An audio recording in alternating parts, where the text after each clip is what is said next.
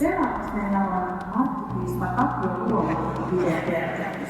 Toivotan teidät lämpimästi tervetulleeksi Turkuun viettämään Kylväjän kesäpäiviä.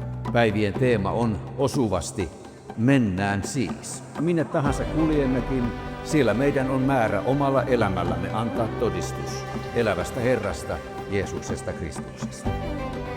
Anna jollekulle tänään täällä kutsu lähteä sinun työhösi. Olen menossa sen tavoittamaan tempauksen. Kohtamaan ihmisiä ja kutsumaan majataloiltaan tonne Mikaelin kirkolle. Mahdollisesti vaan piristämään ihmisten päivää. Se on niinku se pihvi tässä, että tehdään ihmisille hyvä mieli. Nuoret aikuiset kiittää kuittaa.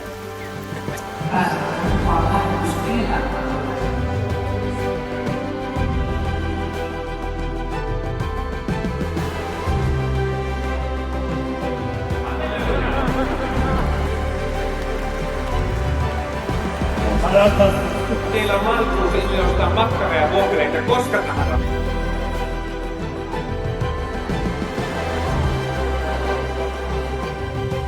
Tiedetään vielä.